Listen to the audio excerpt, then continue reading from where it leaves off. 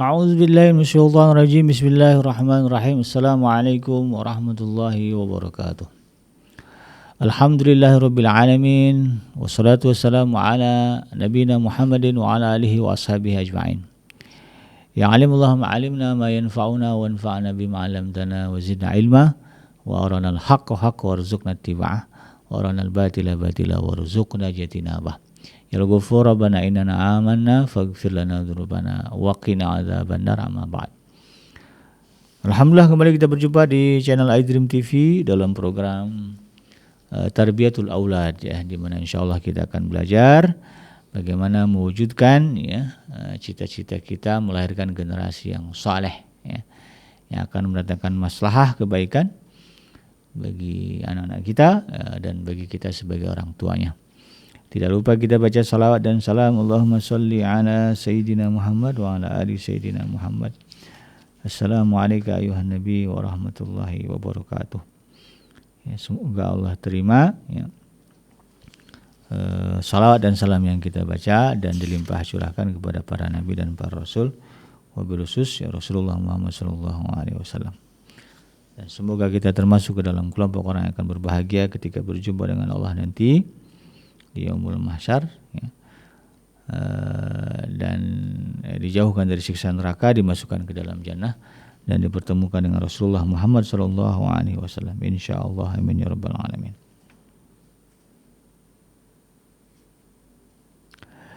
Sahabat hadirin yang dirahmati Allah, di dalam kesempatan kali ini saya akan kembali melanjutkan ya pembahasan tentang pendidikan seks ya di dalam Islam untuk anak-anak ya. Berdasarkan buku yang ditulis oleh Syekh Dr. Abdullah Nasiulwan ya.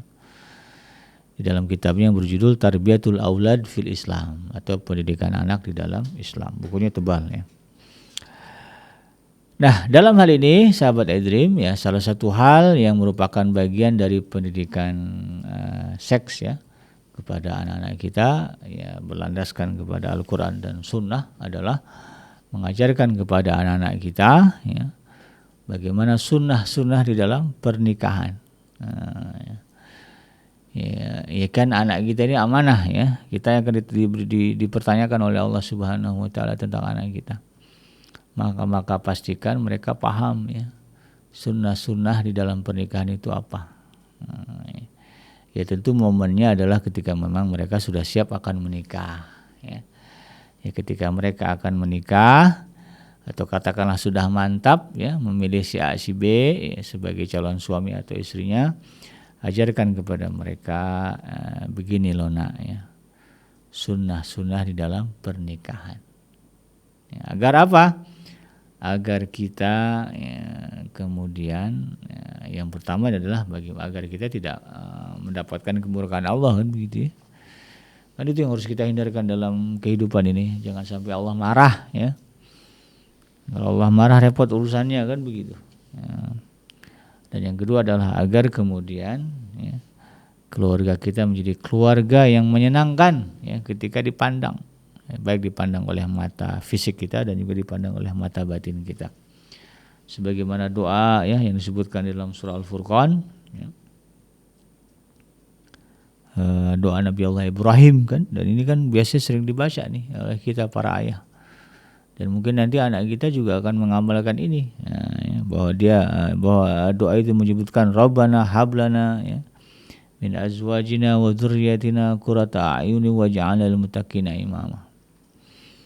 Ya, di dalam ayat ini disebutkan walladzina yaquluna rabbana, dan ada orang-orang yang berkata Rabbana, wahai Tuhan kami, hablana ya, limpahkanlah kepada kami, berilah kami min azwajina ya, dari pasangan-pasangan kami ya, wa dzurriyyatina ya, dan juga keturunan-keturunan kami, qurrata a'yunin ya, sebagai keturunan, sebagai pasangan yang menyenangkan mata.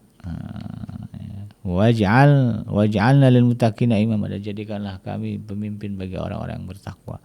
Paling tidak kita menjadi pemimpin keluarga yang bertakwa kepada Allah. Kan itu harapannya begitu ya. Nah, tentu anak-anak kita juga sama ya, berharap bahwa nanti keluarga kecil ya, yang dibinanya juga menjadi keluarga yang bertakwa kepada Allah. Ya. Kan tujuannya begitu.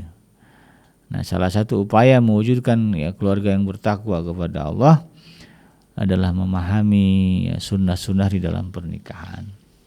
Ada 9 ya yang dinukilkan oleh Syekh Dr. Abdullah Nasirun tentang sunnah ya, sunnah-sunnah di dalam pernikahan. Nah, ajarkan ini kepada anak kita. Yang pertama ya, disunahkan pengantin lelaki meletakkan satu tangannya di atas kepala pengantin perempuan sambil mengucapkan basmalah dan mendoakan keberkahan untuknya. Ya. Hal ini kata Syekh Dr. Abdullah Nasirullah sebagaimana diriwayatkan oleh Ibnu Majah dan Abu Daud ya, dan para ulama hadis lainnya bahwa Nabi SAW pernah bersabda, apabila seorang di antara kalian menikahi seorang wanita, maka hendaklah ia meletakkan tangannya di atas ubun-ubunnya ya, dan kemudian ucapkanlah basmalah ya, bismillahirrahmanirrahim atau bismillah juga boleh. Lalu kemudian ucapkan Allahumma inni as'aluka khairaha wa khaira ma jabaltaha alaih wa a'udzubika min syarriha wa min syarri ma jabalta alaih. Potong bagian ini, hafalkan. Artinya apa? Allahumma inni as'aluka khairaha, ya Allah aku mohon meminta kepadamu kebaikannya dan kebaikan yang diciptakan padanya ya, wa khairu ma jabaltaha alaih wa a'udzubika min syarriha wa min syarri ma jabalta alaih, dan aku juga berlindung kepadamu ya Allah dari kejelekannya dan dari kejelekan yang diciptakan padanya. Taruh tangan kanan ya di ubun ya kepala istri kamu nak ya. Bimbing nggak apa-apa ya. Nanti kalau pas prakteknya ya, sini mana tangan kamu, taruh di atas kepala istri, baca doa. Bimbinglah kalau dia nggak hafal. Bismillahirrahmanirrahim. Allahumma inni gitu ya. As'aluka khairaha wa khaira ma jabaltaha alaih wa a'udzubika min syarriha wa min syarri ma jabalta alaih. Ya, bagus nih. Yang kedua, ya, gimana kalau anak kita perempuan ABKJ, ya, menantu kita, calon menantu kita ajarin ini doanya. Kalau nggak bisa ikutin Abi, bimbing dia. Kalau orang tuanya nggak ngerti, kalau bisa kan orang tuanya ya, bapaknya menantu kita yang laki-laki. Kalau dia nggak paham, ya tanya aja, hafal nggak doanya? Nggak doa, nih saya bacain doanya. Ya bimbing, ikut ayah. Ya Allah ya. Kemudian yang kedua ya, disunahkan bagi pasangan pengantin baru untuk melakukan sholat sunnah 2 rakaat dan berdoa kepada Allah setelahnya. Jadi selesai akad nikah gitu ya, sholat sunnah 2 rakaat dan berdoa kepada Allah ya. Berdasarkan hadis yang diriwayatkan oleh Ibnu Saibah ya, dengan sanad yang baik dari Syakik, ia berkata, seseorang yang dipanggil Abu Haris datang lalu berkata, aku menikah dengan seorang gadis dan aku khawatir ia bisa membuatku marah. Maka Abdullah bin Mas'ud radhiyallahu anhu berkata, sesungguhnya ketundukan itu dari Allah dan kebencian itu dari setan yang membuat kalian membenci apa yang Allah halalkan untuk kalian. Maka apabila istrimu mendatangimu, perintahlah ia untuk salat 2 rakaat di belakangmu dan ucapkanlah, Allahumma barik li fi ahli wa barik lahum fi ya. Allahumma jama' bainana ma jama'ta bi khair wa farriq bainana idza faraqta ila khair. Doanya memang ya karena jarang-jarang kita baca ya, kadang-kadang susah hafalnya. Boleh dibaca ini, bagus ya. Allahumma barik li fi ahli, ya paling enggak sampai di situ dah ya. Kalau bingung-bingung panjang ke sononya. Ya Allah, berkahilah aku ya, pada keluargaku. Wa barik li lahum fi ya. Dan berkahilah mereka karena diriku. Ya Allahumma jma' bainana ma jama'ta bi khair ya. Persatukanlah kami dengan kebaikan ya. Wa farriq bainana idza farraqta ila khair ya. Dan pisahkanlah kami ya jika engkau menghendaki perpisahan di antara kami pada kebaikan. Jadi kalau langgeng, ya langgeng dalam kebaikan. Kalau nanti ujung-ujungnya cerai kan kita nggak tahu ya. Maka ceraikanlah dengan baik. Ya cerai kan bisa cerai mati kan. Akhirnya menikah sampai mati. Dan diceraikan oleh Allah dalam kebaikan. Nggak hafal lebih Kenji, ya udah baca doa yang tadi ya, doa Nabi Ibrahim ya. Rabbana hablana min azwajina wa dzurriyyatina qurrata a'yunin waj'alna lil muttaqina imama. Itu udah cukup, malah bagus ya doa dari Al-Qur'an. Dia selesai salat sunnah, suaminya angkat tangan, baca doa agak keras ya. Dari mulai tahmid ya, alhamdulillahirabbil alamin hamdan syakirin hamdan na'imin hamdan yuafi ni'amahu wa kafi mazidah. Kemudian baca salawat kan, Allahumma sholli ala sayyidina Muhammad wa ala ali sayyidina Muhammad. Lalu kemudian baca doanya Rabbana ya, pakai Asmaul Husna, ya Wahhab, wahai Allah yang Maha Pemberi. Hablana min azwajina wa dzurriyyatina qurrata a'yuni waj'alna lil muttaqina imama. Tambahkan lagi doa yang tadi ya dari hadis yang diriwayatkan Ibnu Mas'ud, Allahumma barik li fi ahli ya. Wa barik lahum fi ya. Allahumma ijma' bainana ma jama'ta bi khair wa farriq bainana idza faraqta idza ila khair ya.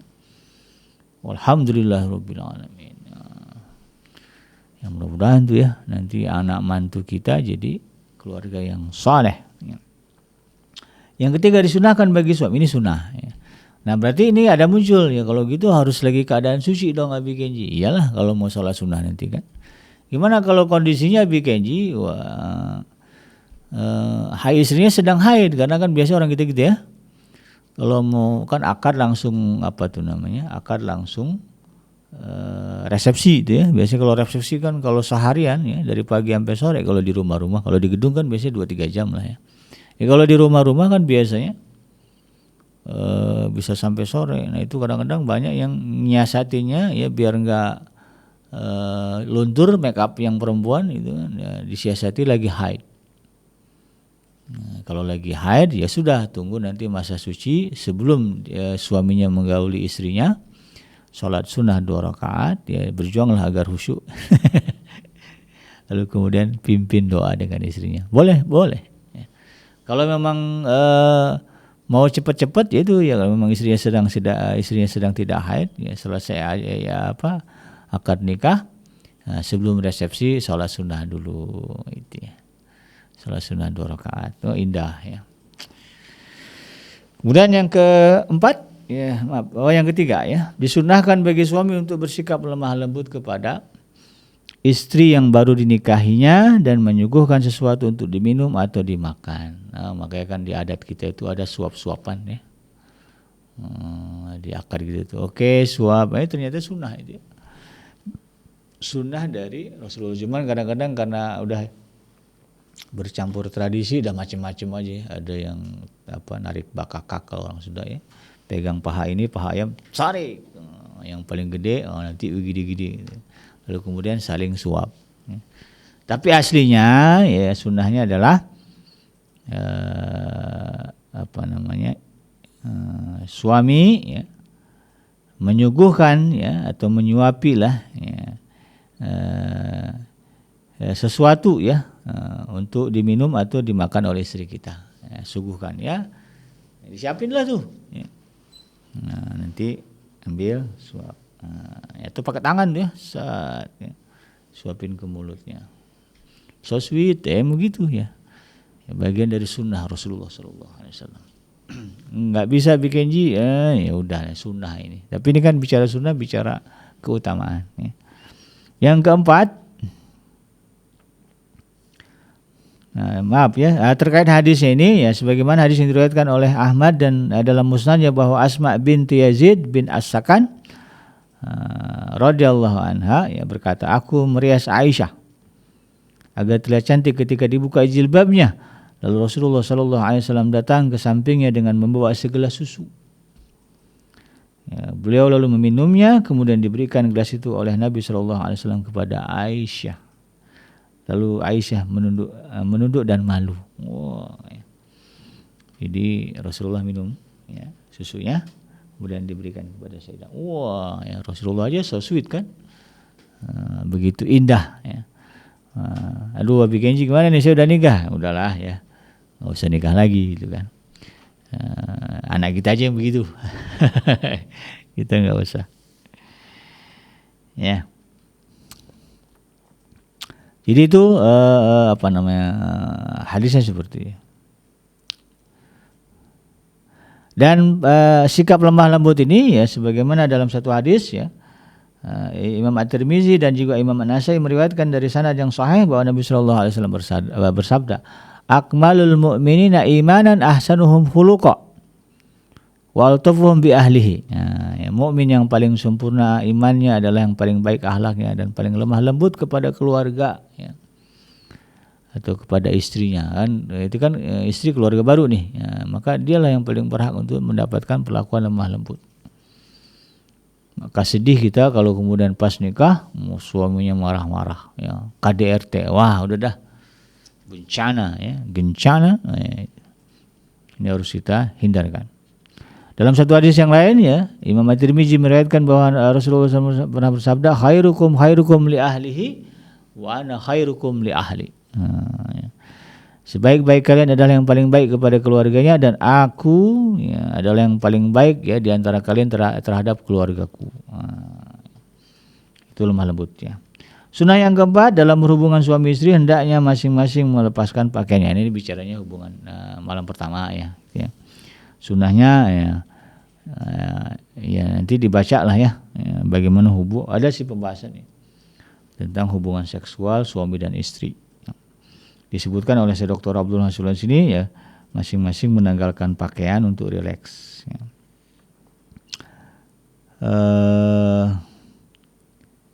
Nah lebih baik lagi saat sudah tidak berpakaian keduanya berada dalam selimut ya, sebagaimana yang diriwayatkan oleh Ahmad, At-Tirmizi dan Abu Daud bahwa Nabi SAW bersabda, sesungguhnya Allah Maha Pemalu dan tertutup, yang mencintai rasa malu dan tertutup.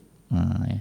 Diriwayatkan oleh At-Tirmizi bahwa Nabi SAW bersabda, iyyakum wa ta'ari fa inna ma'akum man la yufariqukum illa 'indal ghaid wa hina yufdi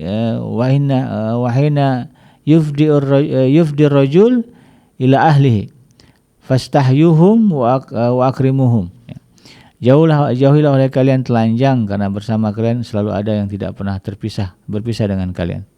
Kecuali ketika buang air besar dan ketika laki-laki mendatangi istrinya, maka malulah kepada mereka dan hormatilah mereka. Jadi ada makhluk-makhluk yang juga bisa nyaksin gitu kan, maka malulah gitu ya. Ini adab ya. Begitu juga hadis dari Sayyidah Aisyah radhiyallahu anha yang pernah disebutkan di dalam pembahasan sebelumnya bahwa Rasulullah SAW telah meninggal dan beliau tidak pernah melihat kemaluanku dan aku tidak pernah melihat kemaluan Rasulullah SAW. Sunnahnya begitu ya.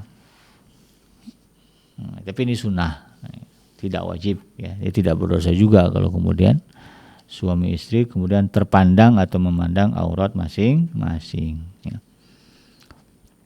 Yang kelima adalah ketika berhubungan badan hendaklah suami istri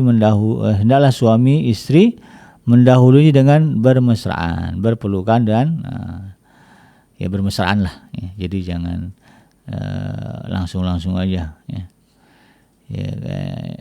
Ini sebagaimana diriwayatkan dalam Ad-Dailami dalam Musnad Al-Firdaus bahwa Rasulullah SAW bersabda, kalau bahasa kitanya foreplay ya, itu ya.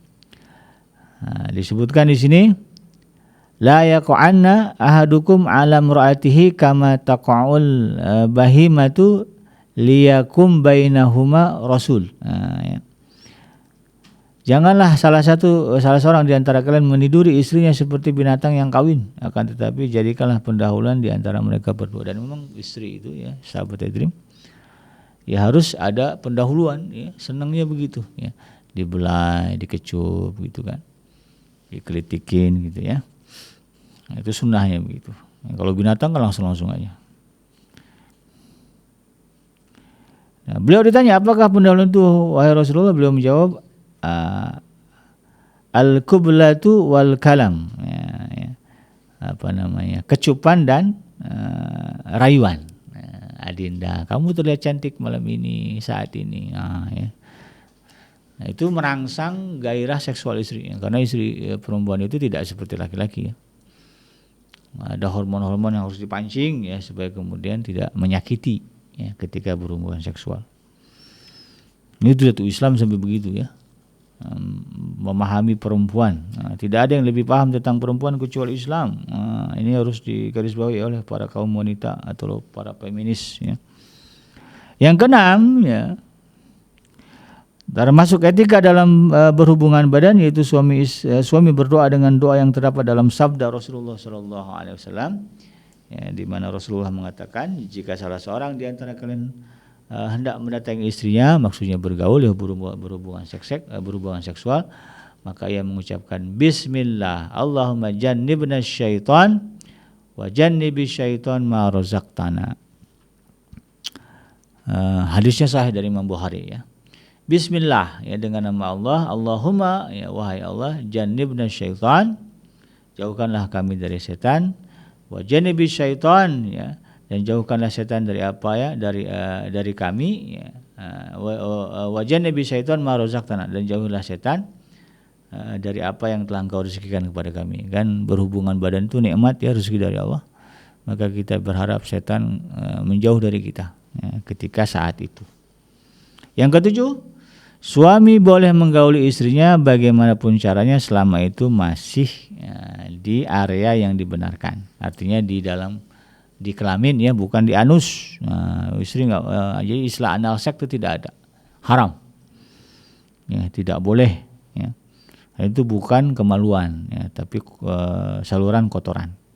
Sebagaimana Allah firmankan di dalam surah Al-Baqarah ayat yang ke-223, Nisa'ukum harthul lakum fa'atu harsakum anna syi'tum. Istri-istrimu adalah tanah ya, seperti tanah tempat kamu bercocok tanam, maka datangilah tanah tempat bercocok tanam itu bagaimana saja kamu berhendaki. Ya silakan lah ya. Mau caranya gimana, yang penting tetap di saluran kemaluan, bukan di saluran kotoran. Jadi tidak boleh anal seks, tidak boleh oral seks sebetulnya. Oral seks itu ya itu tadi ya,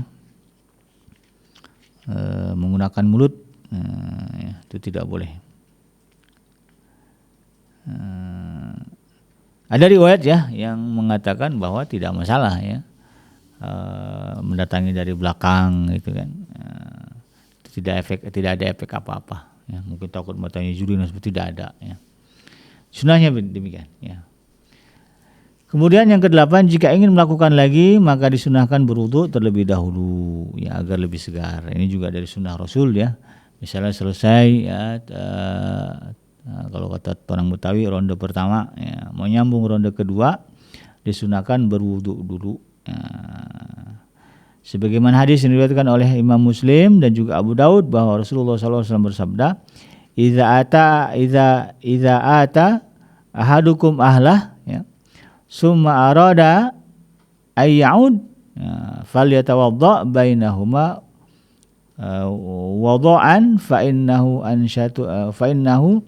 ansatu lil 'aud. Apabila salah seorang di antara kalian mendatangi istrinya kemudian ia ingin mengulanginya lagi, hendaklah ia berwudu di antara itu satu kali, karena itu dapat membuat lebih segar untuk melakukannya lagi. Jadi wudu ya kalau mau ngulang. Dan mandi lebih baik lagi, sebagaimana hadis yang diriwayatkan oleh Abu Daud dan An-Nasai bahwa Nabi SAW satu hari pernah berkeliling pada istrinya. Beliau mandi di istri di istri yang ini dan mandi di istri yang lain. Abu Rafi, salah seorang sahabat, berkata, wahai Rasulullah, mengapa engkau tidak menjadikannya satu kali mandi? Beliau menjawab, hadza azka wa atyabu wa athhar. Ini lebih suci, lebih baik dan lebih bersih. Ya. Kan habis campur dengan istri pertama, mau ke istri kedua, Rasulullah mandi dulu ya. Kemudian mau ke istri ketiga, beliau Rasulullah mandi dulu baru. Itu riwayatnya ketika Rasulullah dari safar ya. Jadi satu ketika Rasulullah sudah safar sekian lama ya, istri-istrinya tentu udah kehilang, udah nggak ketemu Rasulullah lama gitu kan. Maka pada satu malam itu, pada satu hari itu Rasulullah pergilirkan semua. Bukan karena Rasulullah mengikuti nafsu, tapi bukan itu, tapi karena Rasulullah khawatir dengan istrinya, sayang beliau dengan istrinya. Ya, beliau paham betapa istrinya merindukan Rasulullah itu kan. Sehingga beliau datangi semuanya. bukan mikirnya aneh-aneh ya. Rasulullah itu kan terjaga dari keburukan ya, hawa nafsu. Yang kesembilan, lebih utama bagi seorang istri yang telah melakukan hubungan seks adalah bersegera mandi. Jika merasa berat, maka disunahkan untuk berwudu sebelum tidur. Ya, sebagaimana hadis yang diriwayatkan oleh Imam Muslim dari Abdullah bin Qais, ia berkata, aku bertanya kepada Aisyah ya, radhiyallahu anha, bagaimana yang dilakukan Rasulullah saat beliau junub? Apakah beliau mandi sebelum tidur atau tidur sebelum mandi? Sayyidah Aisyah berkata, semua itu pernah beliau lakukan. Jadi kadang Rasulullah itu sebelum tidur mandi dulu ya, atau kadang-kadang Rasulullah tidur dulu baru mandi. Nah, dua-duanya boleh. Jadi kata Sayyidah Aisyah, semuanya itu pernah beliau lakukan. Terkadang beliau mandi sebelum tidur, terkadang beliau berwudu lalu kemudian tidur. Mandinya besok berarti kan, atau setelah bangun tidur. Aku berkata, segala puji bagi Allah yang telah memberikan kemudahan dalam segala urusan. Itu ya. Namun demikian ya, mandi terlebih dahulu tentu lebih baik ya, karena jika salah satunya bangun bisa segera melakukan sholat subuh tanpa bermalas-malasan, terlewat waktu dan merasa berat, terutama pada musim dingin ya. Kalau di Depok mah panas ya, insya Allah semangat aja mandi pagi ya. Dan yang terakhir yang ke-10 ya, sunnah dalam pernikahan ini yang harus kita ajarkan kepada anak kita apa? Suami istri dibolehkan mandi bersama di satu tempat ya. Mungkin ada bathtub ya, mandi pakai bathtub boleh. Satu shower sama istri boleh ya. Diriwayatkan oleh Imam Bukhari dan juga Imam Muslim dari Sayyidah Aisyah radhiyallahu anha, aku pernah mandi bersama Rasulullah dari satu wadah ya, di mana tangan kami saling bergantian ke dalamnya. Lalu beliau mendahului aku sampai aku berkata, sisakan untukku. Sayyidah Aisyah menjelaskan bahwa saat itu mereka berdua sedang dalam keadaan junub.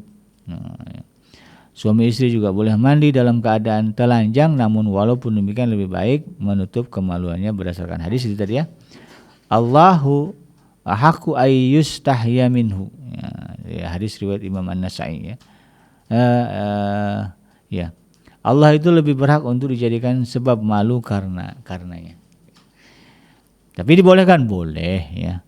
Tidak berpakaian suami istri mandi berdua boleh ya, jangan merasa berdosa pula itu ya, karena itu sunnah saja. Itulah sahabat Dream ya, 10 sunnah yang kita ajarkan kepada anak kita terkait dengan masalah pernikahan atau persoalan pernikahan. Mudah-mudahan bermanfaat ya, dan semoga kita bisa mengajarkan ini kepada anak kita insyaallah. Amin ya rabbal alamin. Demikian sahabat Dream ya, yang benar datangnya dari Allah Subhanahu wa taala, yang salah semata-mata lahir dari kealfaan dan kehilapan saya pribadi. Saya bikinnya pamit undur. Hasbiyallahu la ilaha illa huwa alaihi tawakkaltu wa huwa rabbul arsyil azim. Subhanaka Allahumma rabbana wa bihamdika asyhadu an la ilaha illa anta astaghfiruka wa atubu ilaik. Walhamdulillahirabbil alamin. Wassalamualaikum warahmatullahi wabarakatuh.